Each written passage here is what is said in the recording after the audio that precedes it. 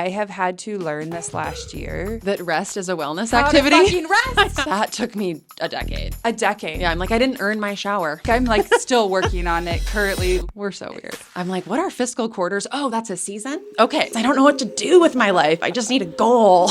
I feel like I cried more in those first 2 years than like my whole life. Kind of felt like grief. Something about me just felt empty and like kind of lonely.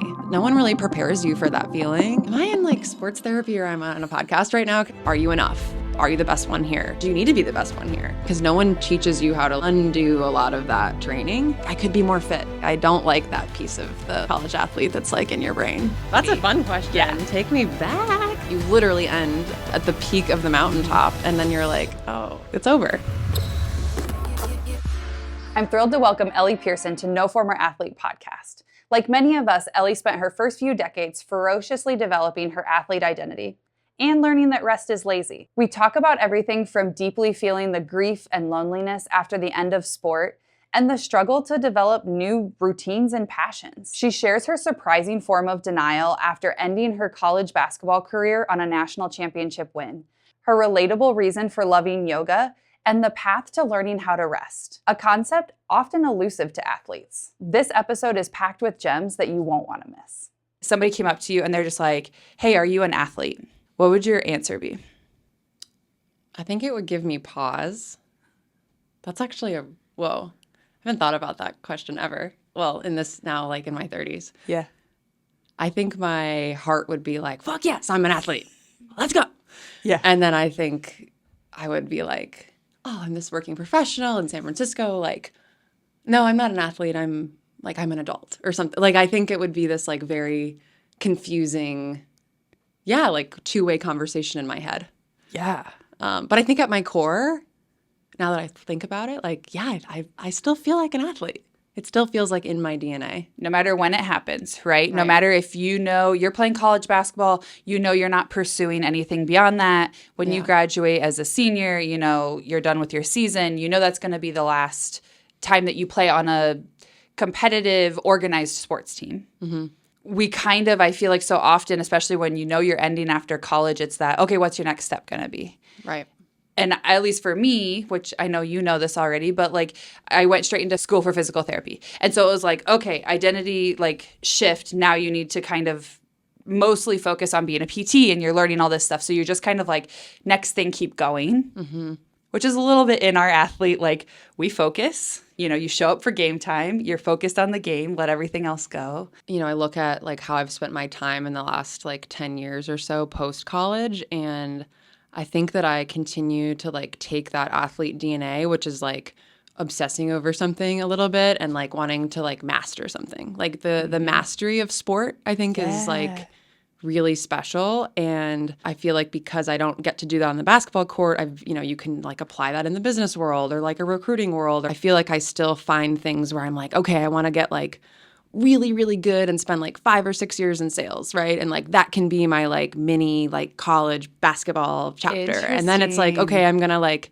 switch and go into like executive recruiting for the next 4 years because that's another like time period, you know, where you're like super focused, you like do all the fundamentals, you're training every single day, and then you're trying to get that, you know, placement or that promotion. Or I think for me, I've still tried to like surround myself in like kind of semi-competitive environments professionally because it feels natural in a way. Yeah. And it has maybe like helped me fill that void of like, okay, I don't get to like go to practice every day and train. So how can I train professionally and still feel like I'm, quote, training? Yeah. Which is weird to say. But like, I think that mastering something is still something I like try to seek out.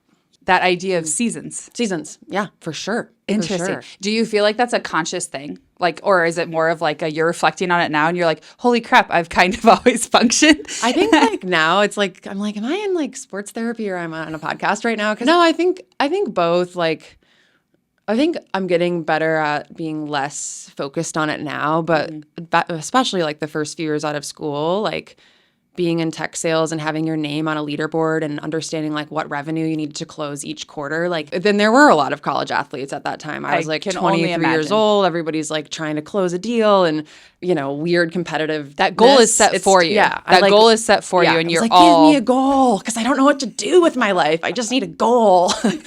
You just need to know. Yeah.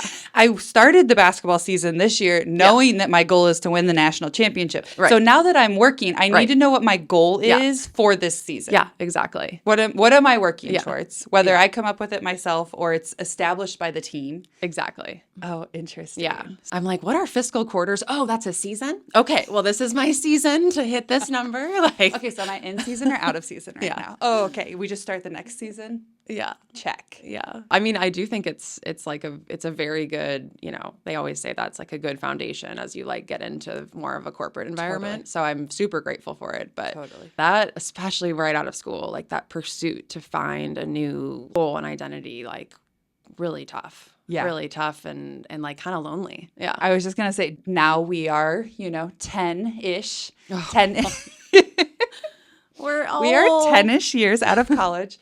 But do you remember those first years? Alex and I we recorded a podcast with the two of us the other day, and we've obviously talked about these concepts a lot in the branding of all of it and us finding that it's important. So important. For us to all talk about. But even amongst us just sitting across from each other and talking, we were still actively discovering things about ourselves where we're like, wait, how is new stuff still coming up? Yeah. But one of the questions that I had kind of asked her was like, do you remember like just truly how you felt? Like whether it was work thing and what you were doing, how you were exercising, or just like personally like in your body, like do you remember just like what were your feelings? I mean, I feel like the first 2 years out of school, like out of playing college basketball, I feel like I cried more in those first 2 years than like Really? my whole life. Yeah, just not like almost like you're shedding like a layer of like, I don't know, it kind of felt like grief, but I feel like grief's a little bit of an intense word to use, but just a huge transition. Like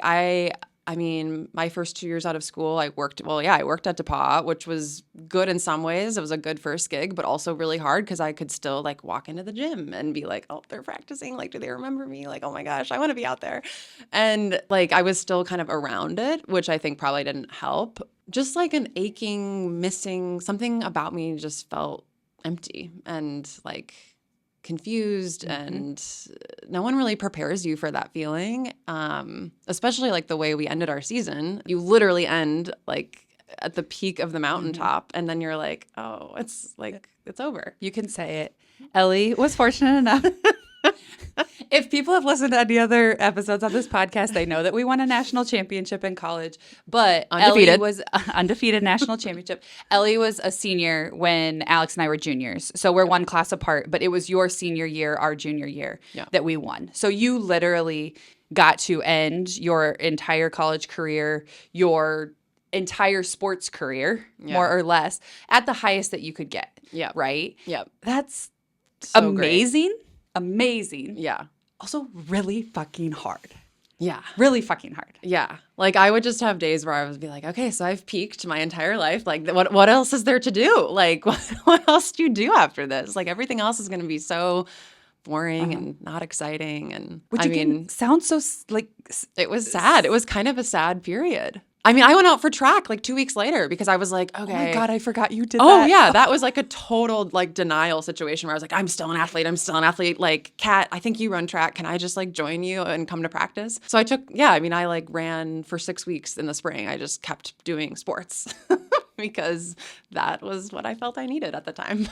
In that conversation that Alex and I had the other night, because she, in a different way, right? Because you were working in the admissions office. So you had a full-time day job that you were working, but you were still there on campus. Yeah. And in a similar way, which sometimes I totally forget about, but she stayed and coached for 1 year after. That's right. And so two, we were talking, she never had the intention of becoming a college coach. It was kind of a filler. It was, we both wanted to stay in the Midwest. Yeah. It was basically, And as we were talking about it, she was like, brutal.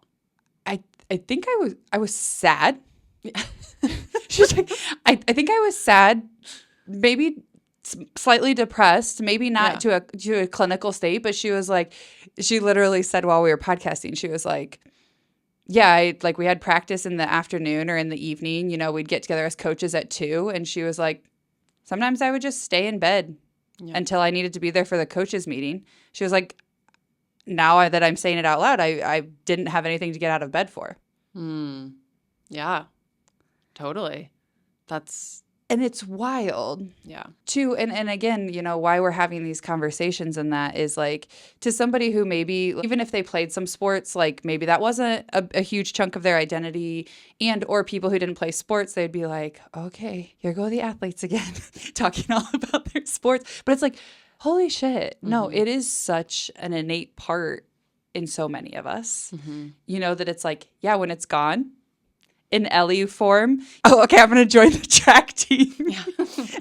I'm a collegiate athlete. Okay. I just ended my season, but like, okay, I'll just join another team. I'll go run track. I need a new team. I mean, my body still like at between 4 and 5, like is antsy to move. Like practice at 4:15, I think will 3 hours long. I think we'll continue to like live inside of my bones because if there's like a 4:00 meeting at work, I'm like, this is practice time. Why am I here? I should be like icing. I got to get ready to go. When do you work out? I work out mostly after work still. I'm slowly becoming a morning workouter because it feels more efficient, but I still like want to do it at that time of day, like from 4 to 6. I'm just like, we have tried so many times. Yeah, I can't do it. I'm not a swimmer. Alex and I, right? If I was a swimmer, maybe they're used to it. Alex and I run our own schedules now, right? We're fortunate enough to run our schedule. We have tried to freaking work out in the morning. Yeah, can't do it. Or wait till like even like the end of the day. Like we have tried so many times, and every single time, 3 to 4 is a sweet spot. It is a freaking sweet spot. Yeah. And we're finally, you know, now in our 30s. Yeah. You know, it's like, quit fighting it. Yeah, just let that be your time. Like it's gonna be our time. Yeah. It just has to be our time for it to be anything consistent. Yep. But it's like amazing hearing you say that. Oh yeah. I literally just came from a 3 p.m. berries boot camp right before this. I was like 3 to 3:50, so I'm in. And then the podcast. Nuts. Yeah. So it's nuts. And I've tried to do things with my schedule, like a lot of clients where I can work East Coast hours. So I'll work from like 6 a.m. to 2, and then I can be like, all right, I can have like from 3 to 4. Yeah. Perfect. I mean, just to be like, that's great. When my body's ready, you know? So that's just like a weird thing I'm reflecting on. Yeah. Why? Yeah. The morning. I know. It's like I get it. And in my brain, I'm like, okay, I think it would be more functional, you know. And when I do it, it's like, okay, now it's just checked off the list. Yeah. But on the other hand, it's like, my body wasn't craving it. No. It wasn't craving it. Yeah. I did it because I forced myself, but then the consistency. I have a really hard time like then consistently doing morning. Yeah. Versus like, when I get the craving feeling or the like, oh no, I really want to work out. Right. It's 4:00. Yeah. 3:50, baby. So last class ends at 3:50. Yeah. Practice 4:15. 4:15. Oh my gosh. So, feeling sad. And you said kind of the grief. And you were like, I think I felt grief. Mm-hmm. And then you're like, maybe that's too much of a word. We've totally been talking about it too. And I think it has to happen. Mm-hmm. I think that there is. You're like denial, anger. What are the other two? But like the order. I just remember those vividly. Like, denial and anger. Those stand out to me. That's and usually sadness. What I lean into. And depression. Denial, anger. But the grieving thing, I think, is so real. Yeah. I heard I think it was like as Megan Rapinoe was like retiring this last season, and then Sue Bird, her partner, retired the year before that. Someone was like, you know, Sue's been retired for a year longer than you. Like, what have you learned anything from it? One of the things that Megan had said was she told me take the time to grieve it. And that actually just like leaning into that grieving process earlier. And it's just the first time that I heard someone say like it or talk about it in that way. You know you're going to miss it, especially if you're done after playing in college. You know what? We're 22, 23. Yeah. So for all of those years, the vast majority, the vast percentage of years that you've lived up to that point were based around sports. Mm-hmm. And so, too, it's all you've known. It's all you've known. Mm-hmm. So also grieving it and just kind of embracing in that and being okay to miss it, I feel like sometimes that part is missing. And especially when you're done playing at that young age, it's kind of like, What's your job going to be? What's the next thing that you're going to put yourself into? How are you going to apply yourself? And that conversation around, hey, this big thing's about to be a change in your life. And I remember knowing it and thinking about it and being like, okay, you need to pick what type of workout, you want to do. You got to find a different way to do these things. Mm-hmm. That's kind of a whole nother story, because Aaron personally in third person was not good at that. But it is kind of the grief part. The fact that you brought that up and now like thinking back to it really, really holds with me. I kind of blew through it at the beginning. What is your sports history? Yeah. It could be whatever you want it to be. That's a fun question. Yeah. Take me back. Yeah, right? Well, I mean, I think everyone starts in soccer. So I think soccer was my first sport. Indoor, outdoor. How fun was indoor soccer? I don't know. A blast. A blast. A blast. I love the smell. I just love indoor soccer. Yeah, my dad always said, he's like, every good athlete starts with soccer because it teaches them speed and spacing. And I'm like, oh, okay, I buy that. So I did that. And then I think basketball started in like probably 4th or 5th grade for me. Actually just playing it on the playground at school, like kind of got into it. And then my parents were like, oh, okay, if you actually like this and you're playing on the playground, let's just like get you in a little league. In high school, I did cross country, track, lacrosse, and basketball. Loved lacrosse, actually. I feel like in another world, I would have probably gone that direction. I started playing my junior year of high school, and Wisconsin only had 8 teams in the state. So it was like very, very new, but so similar to basketball. Like you can set screens, you can do pick and rolls, the defense, the offense. I actually loved lacrosse. And then just basketball. Did you do club lacrosse stuff? I did club lacrosse at DePauw. Yeah, because our senior year, I did fall ball with them. That's right. And Coach Huffman was like, what are you doing? And my plan was actually to play with them in the spring. Then I broke my finger in the national championship game, and it's still bent and awesome. Just a little reminder. And then that's why I also track. I was like, okay, well, I don't need my fingers for track. Okay, so let me take that back for 1 second. You actually attempted 2 different sports. Yeah. After being done. I like a schedule. I like someone to tell me what to do. She likes to show up. She likes the schedule. Yeah. I like the structure. I mean, the structure of sports, like, oh my gosh. I mean, it's so weird to say husband now, but yeah, my husband, his college experience, like, I mean, he played a ton of pickup basketball, but I just like, it's so wild to be with someone that you're like, but really, like, but what did you do in college? Like, I just like, what do people do? I know that you like were an incredible student and you studied a lot and you did very well in school, but like, what do you do from 4 to 7? Like, what is everyone doing? Are they watching TV? Like, yeah. So anyway, I don't know why we're talking about that, but yeah, I love like the structure of sports. Yeah. So. No, I remember it even from the perspective of, you have a group project with people, and then they're like, okay, so like, when can everyone meet? And we're like, not from, literally classes go till 3:50, so from 4 to 7, I'm out. Yeah. So and how then we're are you guys starving looking? And exhausted. Yeah, we'll get done eating about 8:30. How's 9 looking? Yeah. And then they're like, seriously? Yeah. I was like, yeah, actually, or it's got to be like lunch tomorrow. Yeah. But I also have this feeling, and again, I have no data to back it up, but I have this feeling that for me, retrospectively, I was always a team sports person. I always just played team sports. You show up, you do your thing. Yeah, when we're in college during the summers, we're back home or wherever, and we've got our workouts, so you've got your lifting, you got your workouts. So you have to be on yourself somewhat to individually train, but it's still for the greater good of the team, right? You're preparing yourself for the team. And I feel like the kids that didn't necessarily continue to play their sport in college, or maybe, played a year or 2 and then transitioned out and quote unquote retired, being in college and still having college class schedule, but developing some sort of workout or exercise routine. Yeah. I do feel like a lot of people, they talk about, there's the classic, like freshman 15 or whatever, which that's everyone's individual experience. Yeah. But so many friends that were not athletes in college, that were not collegiate athletes, I should say. Right. They might still identify as an athlete. Right. Even if maybe they had that first year where like they weren't working out as much, they were just adjusting to college life. by the end of college, they had a pretty good workout routine. Like we saw them in the gym working out as we were leaving, even teammates that maybe started playing with us freshman, sophomore year and then no longer played on the team anymore. Right. I think back on that and I'm like, damn. Again, it shouldn't be a competition. We're working on the competitive mind and using it for good things, but not all the things. But that competitive mind in me is like, oh, they're better off than me.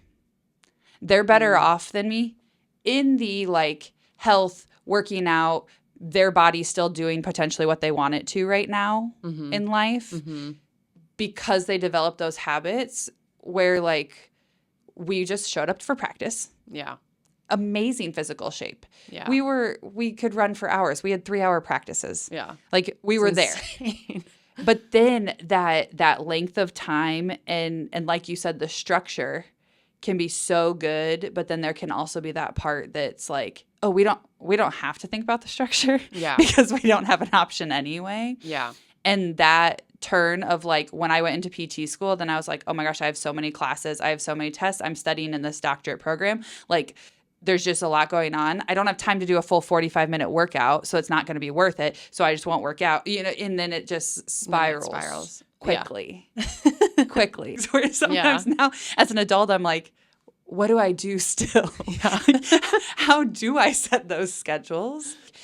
Yeah. How do I organize things now when to us starting in elementary school, junior high, high school, like for both of us, we were multi-sport athletes. So like you played a sport every season. Mm-hmm.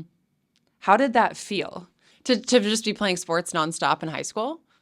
Some people's take on it is like, how were you not burnt out by the time you even got to college sports? Oh, I see. I think that the burnout key is like how you approach your summers. That's my perspective, because I think that high school sports are like invaluable. Like I hope that if I am lucky enough to have my own children, like I hope they're in sports for sure, because I think it's physical exercise, it's teammates, it's memories, it's structure. I am very pro play as many sports in high school as you can. I think the burnout is if it's like one sport, it's like if you're just playing basketball and then when you're not in basketball season in high school and you're like just doing it all the time, like, and maybe you're playing in like 27 AAU games a day, like that's like, so I think there's like, I think it's all like a spectrum, of just like, it's a balance. So, I look at my high school experience and I loved it. Like, we weren't super good, but like it was fine. And yeah, it was just a good way to like be a part of something as a high schooler, because that's a weird time in your life. It's a weird time. And that's what I think. Like, I think almost in high school, more than anything, you do want an identity, right? You want to be like, are you a drama kid? Are you a sports kid? Are you like, you can be all of them, but like, I think it's a great way for, I'm very pro high school sports. Yeah. I didn't feel burned out at all coming to DePauw. Had we gone D1, we might have answered this question extremely differently, because I think that Division III is like totally the sweet spot of being able to like maintain a little bit of a life and giving you space to like want to play the sport, like that desire to play, because no one's paying you to play. Nope. And like that, I think is like also really cool to be around those types of people. Exactly. That means nobody's paying your teammates to play either. Yeah. It's like you chose to play at a tiny ass school in Indiana. Like that's exactly who I would want to spend my time with. I think too, for you, there were some D1 schools talking to you and things like that. So it's like you could have potentially chose that. Playing Division III, and like you said, having people that you knew were going to show up to it. Mm-hmm. Do you feel like though? At the time, I was super embarrassed. There it is. Oh, yeah. I was so embarrassed. And actually, like, so many people were like, oh, my God, DePaul? And, like, half the time I wouldn't correct them. I'd be like, yep, I'm going to D1 DePaul in Chicago because I don't even want to have this conversation. No, I was the only girl on my AAU team to not go Division I. Mm-hmm. Yeah. Like, and I just felt like such a loser. Yeah. I'm just like, well, all you bitches don't have a national championship. Yes. This always hits very different when you've successfully won a national championship. But even if we hadn't have won, like our record would have still been like, I remember Absolutely. the D3 versus D1 thing. I remember like a senior year that just felt like the world was going to like collapse. I didn't even decide until like 2 days, but I was like so late in deciding because I was just like, It was the best. And deciding was like closing the door Yeah. of this vision of Ellie the D1 basketball player. Yeah, because they don't do, because I remember like a couple girls at my high school went to play D1 soccer or something, and they would like go to the high school and they would like, you would sign your national letter of intent and there was the press conference. You don't get any of that for this. And how did high school Ellie feel about that? oh, just the worst. I just was like kind of resentful but also like whatever. I know. I don't know. It's like, I know. It sounds so entitled to like, be like, oh my God, like throw a temper tantrum about that when it's like you're going to such a good academic school too. And it's also like some of those girls that probably signed those letters, like that was their ticket to college. You know what I mean? So totally. Or they might not have even made it all 4 years. Right. I remember it was 2 classes above me, super fortunate, had a very talented high school soccer team. Yeah. We had, I'm going to get the numbers wrong, so none of you quote me on this, but at least 6. I think there might have been like 8 seniors, and I think 6 of the 8 seniors, I think at least 5 or 6 all went D1. Wow. And at least at the time that like we were in college, and at that time, I remember in my brain, I think one of them finished all 4 years. Oh my gosh. Of all those players that went phenomenal soccer players. Like I had played with them since I was a kid. They were the like club team, just a little bit older than me. Mm-hmm. But like I think only 1, maybe 2 finished all 4 years. And so it's like I do think about those things. Yeah. But when you're high school Ellie and your high school Aaron, it's like there's so much writing on that, at least how it's built up in our heads to where it's like that pressure of the identity piece, how people are going to see us piece, how we feel about it, internally. Mm-hmm. Again, like we talked about, when you win a national championship, it's like, no regrets. Everything's great. This was great. And we loved our experience. Again, I know I'm putting a we on that, but you can put a we on that. We were very fortunate and we loved it. I just still remember it wasn't until recently that it's like every interaction I had with an adult. Oh yeah. Was about athletics. Was always about athletics. Yeah, yeah. And it's like that really like struck my brain recently where I was just, and again, I'm not saying anyone's mine was like always like, oh, do you play volleyball? Like everyone I just apparently look like a volleyball player. You were also in Madison. And Madison, yes. So like big volleyball town. Oh, duh, yeah, the Badger games. Yeah, those were fun. Yeah, that is like the first, like you're at church, you're at school, you're at the like a neighborhood barbecue. Do you ever remember, I know I'm really making you think back through it, but it's like, can you picture a time that you like were at a friend's house interacting with their parents and like an adult that was not your parents was talking to you and that they asked you about anything other than your sports? I don't think so. I can't either. No, I like really can't. I have like distinct memories again, and I wasn't like thinking it at the time because sports were everything. That was what I was doing. And I have distinct memories of like, I got there, walked in, I would like be standing in there for like 10, 15 minutes and they would just be asking me about the season or what sport I was playing or like how the last game was. And I'd have like full conversations with my friends' parents, sometimes to the point where they were like, Erin, come down here. Wrap it up. But that was how invested these other adults that were like important in your life. How am I not gonna carry that kind of with you? Yeah. And place an extremely high value on like, everyone else thinks it's awesome. Everyone else asks me about my sports, this identity of athlete and being able to have these answers. Like that's what people ask you about. What do you do when that's gone? You move to San Francisco. I think I actually like there was a lot going on in my life at that time. I think part of it for me, I mean, it's a little dramatic, but I needed like a very big life change. And I think moving here, like 2 or 3 years out of school and getting away from the Midwest, basketball, college basketball, teammates, like knew one person out here and I came and I've been here now almost 10 years. So some people have to move to change and get away and I grieve by traveling and moving and running away. So I ran away to this beautiful town. What was the question? Yeah, just that. You're fine. No, you're always run. When you are scared, always run to the bay. When college basketball ends, run. Join track. Don't look back. Join track and cross Burn country. your shoes. Get on a one-way ticket on Southwest, unlimited free check bags, and never come back. That's my, life motto is always run away. I'm kidding. Kind of. She's like, maybe I am. Maybe. What do you feel now, having like felt that way and had those experiences in that? Like, what do you feel like there's something you wish you could have told yourself when you were working in admissions, when it was like those first years after? Like, are there things that you've like come to sit with now that you're like, damn, I wish I could have just like been there? Yeah, that's a great question. I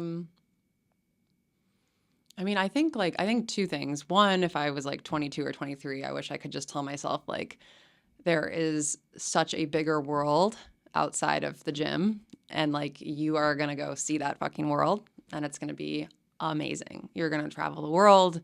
You're going to discover road biking and yoga and hiking and backpacking. Like, you are going to just blow your fucking mind. So like, I wish, because I think when you're 22 years old, you think that the world is ending because your big thing is done. And so I think there's that. And I think the other thing that I think I'm getting better at it, but I think that sports also has instilled this like desire to perform.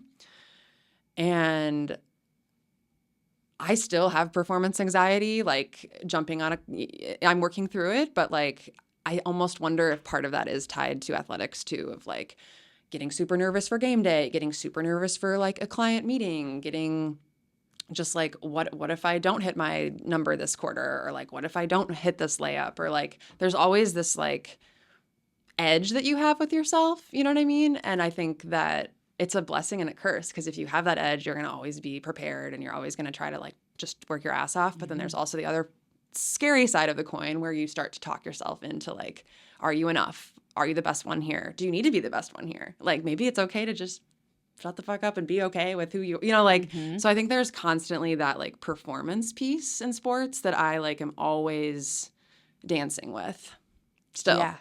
Performing, like, to me, like, sports is also performing, right? Yeah. I don't know if that makes any sense. That makes the most sense to me on the planet. Okay. I'm serious. Because, and had you said that, like, even just like a few years ago, I'd have been like, holy shit. But I literally came to that same place where it's like, we just show up, we play the games, we practice, we're there with our team. We're just showing up for our team. We're playing for the person next to us, right? We're not performers. Right. How the hell are you going to say someone that goes out and runs on the court and uses their body to perform a task and achieve something, or is doing this in front of X number of fans? How are you not a performer as an athlete? Right. But I literally, like, whatever it was. And like, your game is a performance, like 100%. like, amazing performance on the court tonight, People or are like, buying tickets Yeah. to come to your game, Yeah. to watch you play. Yeah. And my brain was like, well, it's not like I'm standing on stage singing. I'm not performing. Right. I'm not that person. Yeah. And with like what you're saying, kind of like with that performance anxiety and where it shows up, Yeah. practice makes perfect. Right. Oh my God. How many freaking How posters? much pressure is that? How many freaking posters? I know, those can be burned. Right. And then, I can't, I feel like this was like, it was kind of that like. With like isn't it like the Michael Jordan one? Yes. Where he's like, that's like in everyone's kindergarten room. Yes, I can Practice picture makes it. perfect. And then I feel like by the time we were like junior high, probably transitioning into high school, it was like perfect practice makes perfect. Okay. Yeah. As in general, high achieving millennial women Don't need that that were extra. girls at the time, Yeah. as if we needed extra freaking pressure to put on ourselves, and as if we ever needed perfect to be in a sentence twice. Yeah. For you, you're feeling like it's showing up in that like day in, day out. Yeah, it is so crazy to think about it. Like, because now I don't know. The sports chapter to me feels like so long ago now, though. So it is really fun to talk about this now, because it does take me back to those times of like, oh yeah, like that was a big chunk of life, Yeah. Because you kind of described it as a chapter, Yeah, right? it feels like a chapter. Yeah. But it didn't feel like a chapter when it ended. Like it feels like a chapter now because I've like done so many other things besides basketball in my 20s. I'm like, oh yeah, and I played college basketball, but I've also like done a lot of other stuff. And so I think, you know, especially when you actually, that's another thing that I was thinking about on my way over here is like, I feel like I kind of got to experience college after college, if that makes sense, because for 4 years it was like, wasn't drinking, always training. Like, I mean, I didn't like discover a good glass of wine until I was like 27, you know, because like even after I graduated, I was like still kind of training in a way. Like I was just like always going to the gym at the same time, like working out, your brain knew. working out all the time. And then like finally, like I, you know, moved to New York for a summer and I'm like, oh, was this what college was? Like, This is what everyone else was doing from was, 4 to 7. Like, drinking's like kind of low key fun, and like now I'm in my 30s, and everyone that like went hard in their 20s is like not drinking now. But I'm like, wait, but I'm actually like at my peak drinking I just shape. found my favorite wine. So I don't know where I was going with that, but like, yeah, I feel like you had to just, I mean, for me, I had to like relearn a whole new life, like, and be like, okay, so I just finished work. What do I do? Like, what can I do now out here? Yeah, and you were saying kind of like that chapter piece where it's like now you've proven to yourself that the pages kept turning. Yeah. Right? Yeah, they kept turning. Regardless like of how you feel about it, you now have developed more chapters, you know, since then. I don't know if you even caught yourself when you said it, but like you're like, oh yeah, and also I played college basketball. Like you don't lead with that anymore. No. But 23-year-old Ellie, that was 24-year-old Ellie. Yeah. Yeah. Maybe even like to 28-year-old Ellie. Like, yeah. Yeah, it was like all I wanted to talk about right out of school. It was like, we won this championship. We went to the White House. Like, we were undefeated and no one thought we could do it. And we were like, Alex tore our ACL and then we still won. And like, it was like, I would just break it down for everyone at like in the corner of a party. And they'd be like, oh my God, this girl is like so obsessed with her basketball life. And now like, yeah, it just doesn't, it will always be a part of me. But Absolutely. I'm like so grateful for that chapter because it's like, I wouldn't change any of it. No. Which is really beautiful. Yeah. You know? Yeah. But yeah, now I'm like, I'm good. And actually, like, it took me a really long time to learn like a normal workout too. That was like a whole other like, I'm like, wait, like 45 minutes is not enough. That's like a warm up. And I would go on like 4-hour bike rides and then like hit a gym class after that. And like, I think a little bit unhealthy, like, because no one teaches you how to like undo a lot of that like training. And now if I'm able to hit like a 50-minute workout class 3 days a week, I'm pumped. I'm like, and old me would have been like, what? You're only going to the gym 3 days a week? Like, what are you doing? So like, I think just like learning your body and like learning like what is normal, right? And getting comfortable with a new version of your body because it's going to change and you're going to get older and you're not in a gym for 3 hours a day. Like you're just not. You can't replicate it. No. You just literally can't. That still messes with me sometimes, you know? Yeah. It's just like, I'm like always like, I could be more fit. I could always be more fit. And like, I don't like that piece of the like college athlete that's like in your brain, you know? Yeah. No, I feel that. So I feel that a lot. It's such a raw state to be in. She's still working on it. My theme this year has been stop shooting on yourself. And I think it might have been a year ago now that like Alex sent me just like, it was like a meme or someone's just like tweet or whatever that was shared. And it was like, should is just could with shame attached to it. Oh, I love that. Yeah. And I was like, true. Like literally every sentence that you could say with should, swap should for could. And it completely changes like the tone and the entire thing. I should go work out right now. Yeah. I could go work out right now. Yeah. You fully have the autonomous decision. Right. It's like your agency of like, could I or could I not? And either choice is okay. Totally. And depending on the day, like that's fine. We're working on replacing some shoulds this year.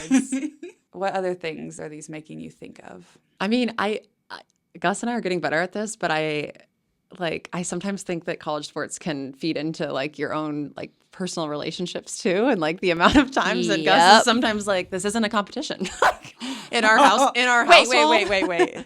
Ellie, are you telling me that you're competitive? Just a little bit. And like, but I don't feel competitive towards him, but sometimes I will feel competitive, but without realizing it, just being like, almost like weird chores and tasks around the house. I almost wonder if being competitive is also linked to like it being kind of hard to receive because you always want to be the one to like control what your output is. And I think one thing I've had to learn is, just be like, it isn't, just because he cooked dinner doesn't mean I'm in the whole one, and I view that a lot. And then I think I get a lot of guilt. Like, oh, I went on this long bike ride and like Gus took the dog out and I didn't hike the dog. So I should hike the dog tomorrow. And like, I'm always doing this dance in my head of like, are we even? Like, are we even? Your teammate did it. Yeah. Why didn't you do it? Yeah. So I don't know if that is tied to sports, but it's definitely something that I like still am aware of in terms of like who's doing what. I could always be doing more, and Gus is always like, this isn't a competition and you're enough. Like those are the two like big topics like for the last 5 years with him. And God bless him. Absolutely. Because I think he's like helped me unlearn some just like, athlete mode. Like, like you're surviving, you're performing, you're winning, or you're in this like zone kind of that's like a little different. And it stays with you. And that mentality of if you don't stay in that zone, right, with sport, if you're not doing all these things, if you're not being competitive, if you're not leaning into your drive and controlling what you can, what's the alternative? You lose. Right. And it's like, what are you losing? Who the hell wants to lose? Right. Or for me, sometimes I'm like, I'm being lazy. Yeah, that is so ingrained. Don't be lazy. Don't do things that make you seem lazy. I have had to learn this last year. That rest is a wellness How activity. to fucking rest.